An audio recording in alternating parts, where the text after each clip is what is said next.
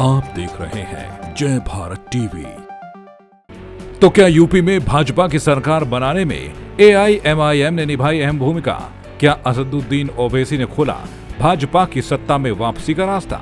जी हां, all India मजलिस इत्तेहादुल मुसलिमीन यानी असदुद्दीन ओवैसी की पार्टी एआईएमआईएम, वो एआईएमआईएम जिसे यूपी में बीजेपी की बी टीम कहा जा रहा था, उसने यूपी की कई सीटों पर बीजेपी की राह आसान कर दी। यूपी चुनाव में आए नतीजों से पता चला है कि एआईएमआईएम के प्रत्याशियों ने जितने मत हासिल किए, उससे कम मतों से सपा गठबंधन के प्रत्याशियों की हार हुई।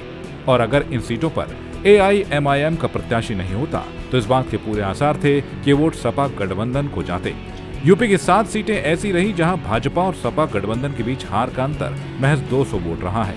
23 सीटें ऐसी हैं जहां हार का अंतर 500 रहा है। 49 सीट ऐसी हैं जहां हार जीत का अंतर 1000 वोट का रहा। 86 सीटें ऐसी थी जहां अंतर 2000 रहा। बताया ये जा रहा है कि ऐसी 8 सीटें थी जिन पर एआईएमआईएम के प्रत्याशी होने के चलते सपा गठबंधन को जबरदस्त नुकसान हुआ और इन सीटों पर पार्टी प्रत्याशी चुनाव हार गए। अब आपको यूपी की कुछ ऐसी सीटों का सूरत हाल दिखाते हैं। बिजनौर सीट, इस सीट पर भाजपा को 97,165 वोट मिले। दूसरे स्थान पर रहे सपा गठबंधन के प्रत्याशी को 95,720 वोट मिले, जबकि एआईएमआईएम के प्रत्याशी को 2,290 वोट मिले। इस सीट पर सपा की 1,445 वोट से हार हुई।